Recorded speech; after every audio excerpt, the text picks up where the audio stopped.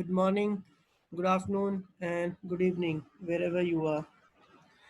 Thank you very much for your interest in ServiceNow basic sessions. My name is Sumit, and I've been working in ServiceNow from the last 10 years.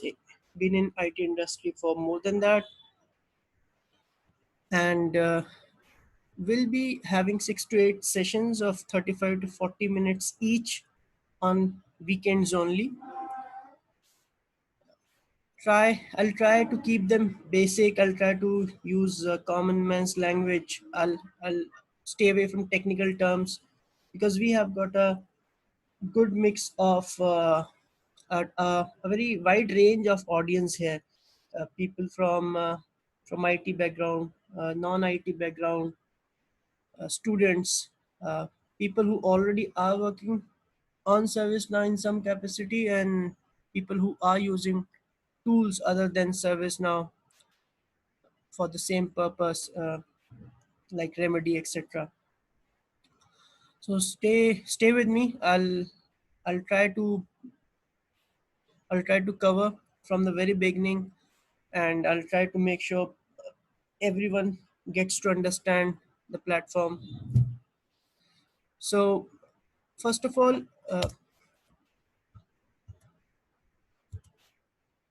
this course is meant for people who want to know what is ServiceNow, where it is used, build some foundation for this platform, some knowledge, basic knowledge, which they can further upskill on, and and if they're interested, maybe they can make a future out of this platform. I must tell you, I've seen this platform growing every day.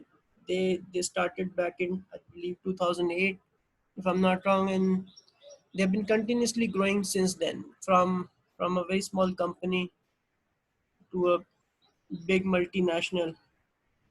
They've gone through a long journey in a very short span of time. So the first question is, what is ServiceNow? Well, it's a IT company, information technology company in United States. They also have a product called ServiceNow. So don't get confused. The company name is ServiceNow. The product name is also ServiceNow.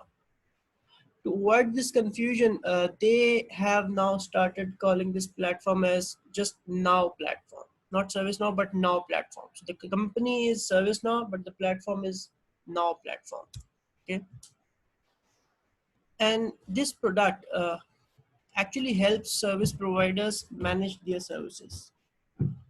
Now, service providers, who are service providers? Service providers are company who are offering services to their customers instead of tangible goods and products. So they're not selling uh, physical goods. They are offering their services to their customer, and these services are adding value to the customer's business, or adding value to an individual. Let's take an example to simplify here. But before we move ahead, let's cover these questions like, what is a service? In a layman's language, the act of helping or doing some work for someone. So, very basic example could be your domestic help or your driver. So they are offering their services to you. They're helping you perform some work. A domestic help is helping you take care of your place.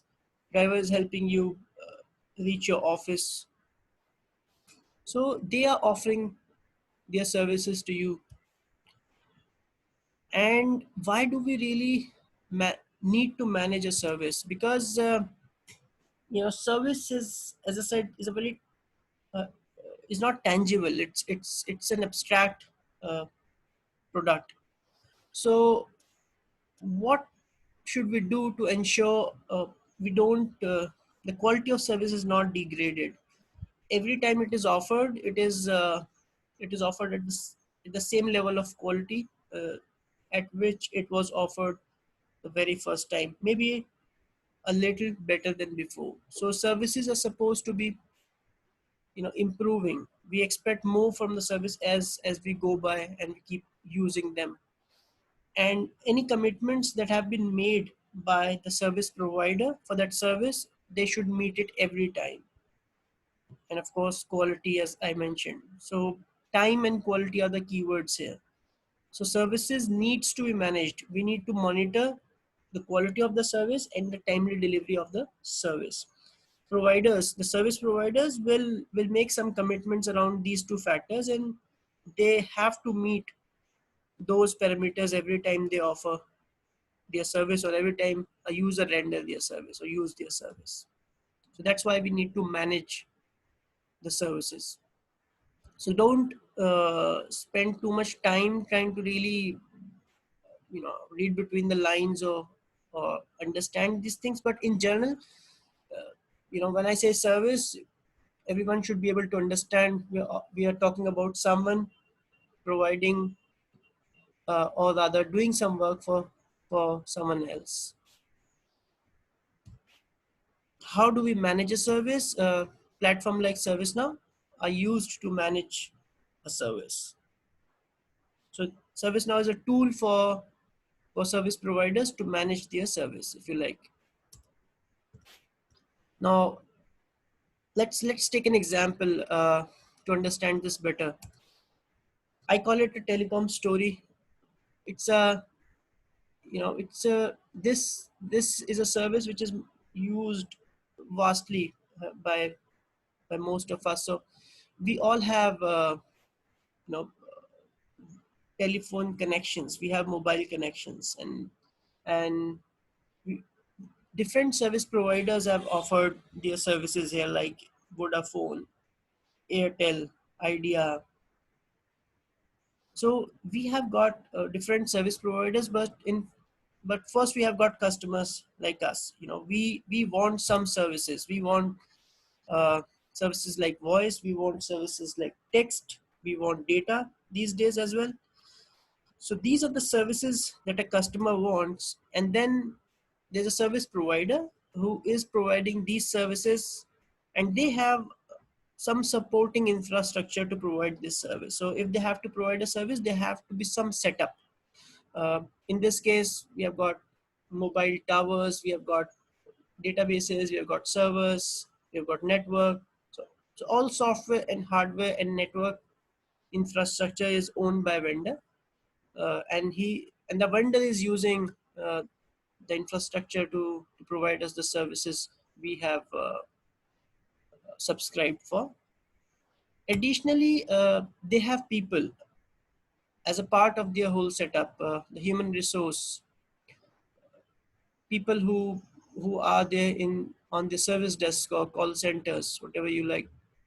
People like engineers who are managing their infrastructure, their servers, their towers, their networks, and there could be many more other roles which people would be performing to give a particular service to customers. But in general, there's physical aspect of infrastructure, and there's a human aspect. So both of them combined ensures that the service is delivered to the customer at as per the agreed quality and time.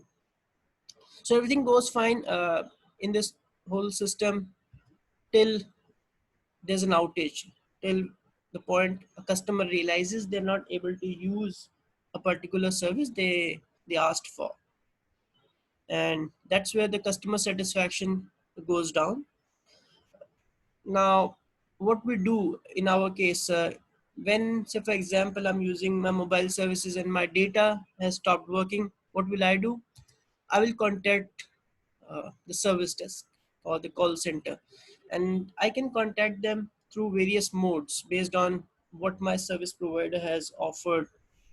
Like it could be a toll-free number, it could be an email address where I can send an email, it could be their website where I can go and chat with someone, or fill in a form. All right, so there could be multiple channels through which I can reach them out. But in all cases, what they do is they talk to me.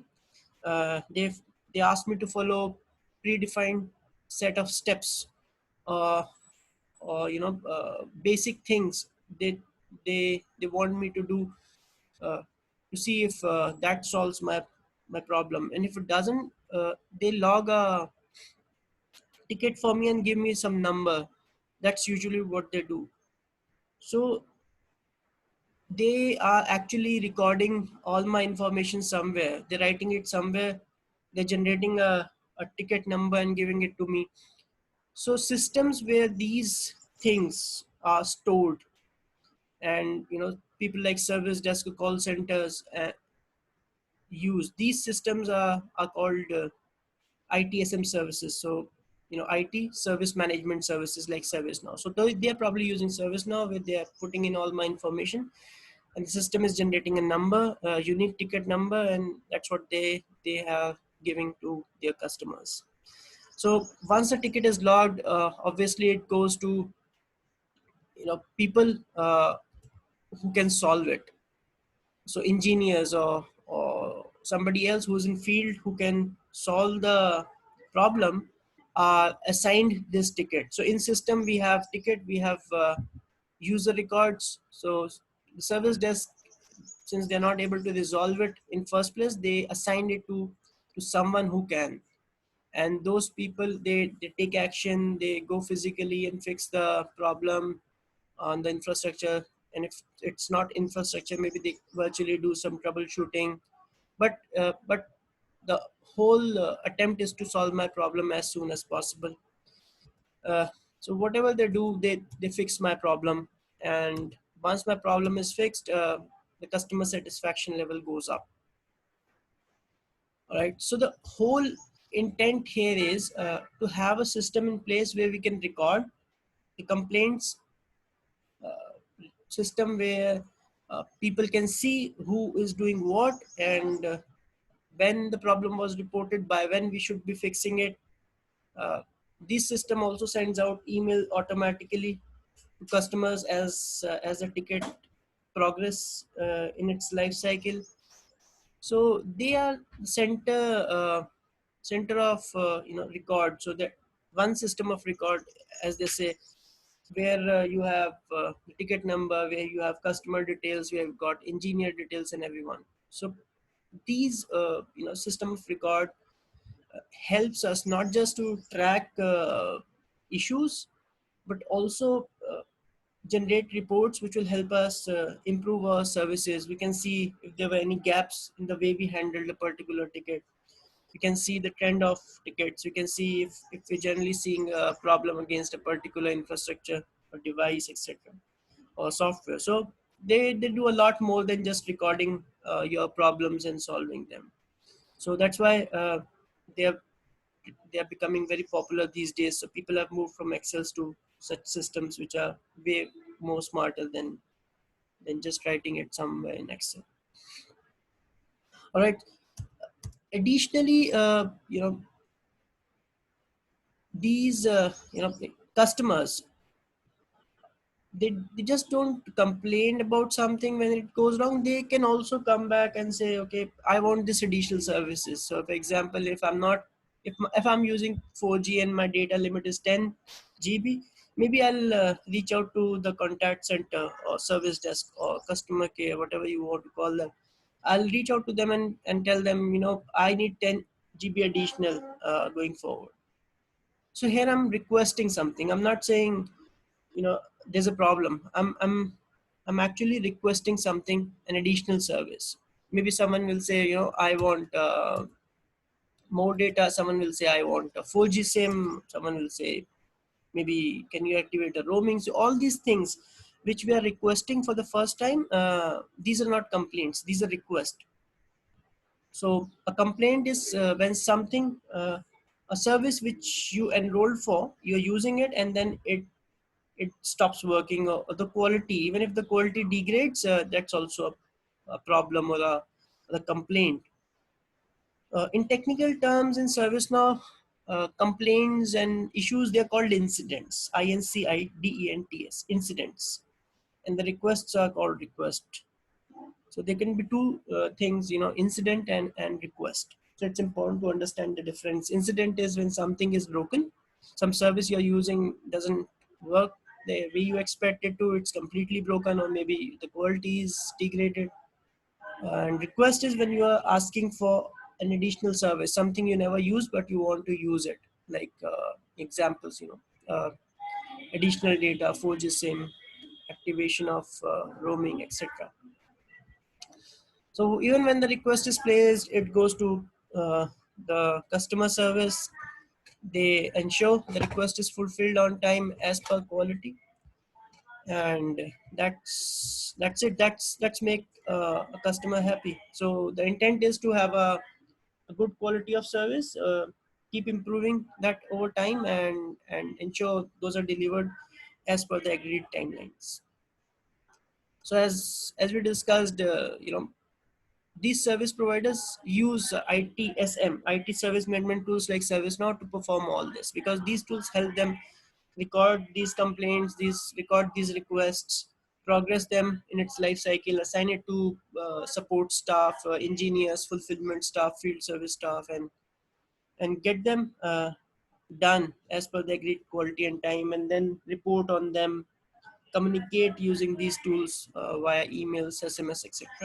So these tools play a very important role in managing IT services. And of course, a managed service is much more stable, uh, of a better quality, or high quality, and consistent. So keywords are stable, quality, consistency. So that's important for the service. So imagine, my service provider, my telecom service provider, always delivers on time with the best quality, and they keep improving over the quality, and that happens every time I touch them. So it's consistent. So my satisfaction level will always be high for their services, and I'll always talk good about them, and I'll stay with them for the longer period. So it's important. Some key points about ServiceNow. It's a cloud-based ITSM tools used by service providers. So cloud-based means all the infrastructure, hardware, software, network, all the infrastructure used by a service provider to provide service is with them, is on internet, on their cloud, and as a customer, I don't need to really worry about any of those. So vendor takes care of all installation and management of hardware and software infrastructure and networks as well. As a customer, I just want to avail the service. So what happens in the background is none of my concern. They don't have to install anything on my place, on my laptop, on my phone, on my premise if I'm an organization. So no installation required on my side. It's hosted in the cloud. We just use it as a service. Uh, ServiceNow has got paired data centers across globe. What that means is, if I'm using ServiceNow, this is hosted on cloud on different data centers across the globe, which are geographically spread, and the data center from where I am using my service now will have a mirror database somewhere else, which is being replicated on real time.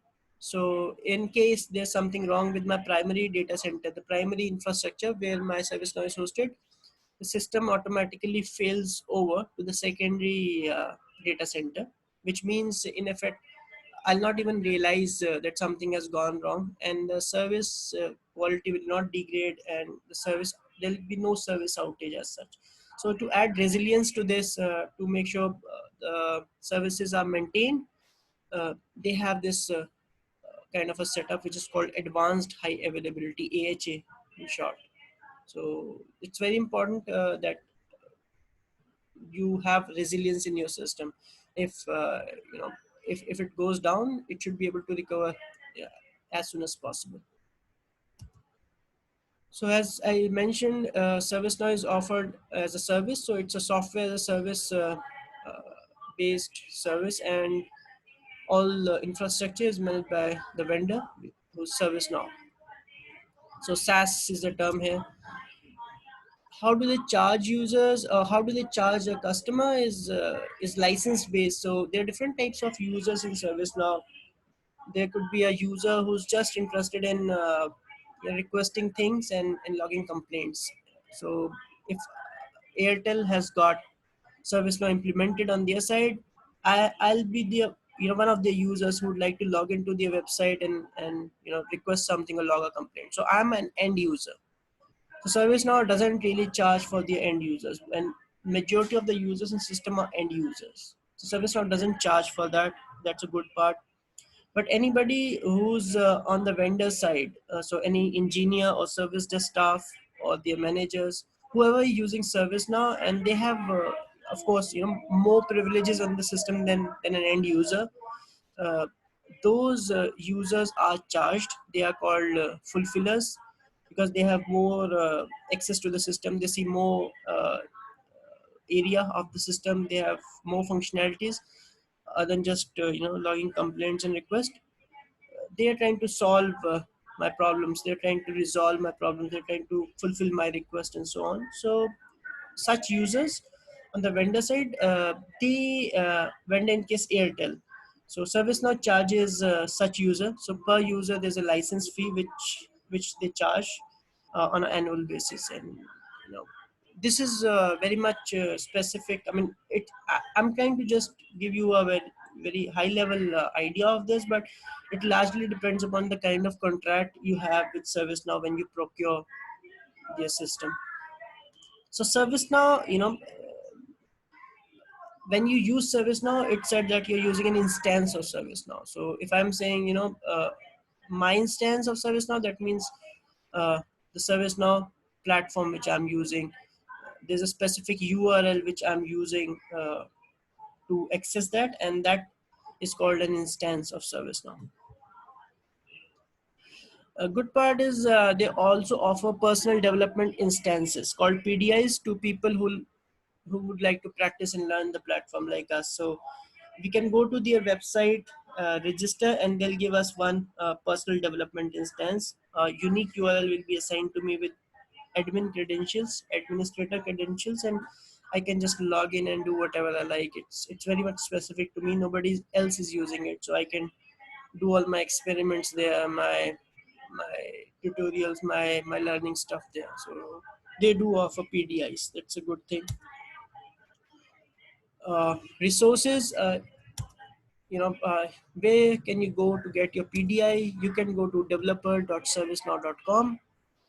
This is where you'll get an option to register yourself. Once registered and logged in, you'll have an option to request an instance, and they will provision an instance for you. Sometimes it happens in a couple of minutes. Sometimes the request gets queued because there's a lot of traffic. So they queue your request, and once fulfilled, once your instance is provisioned, they send you an email.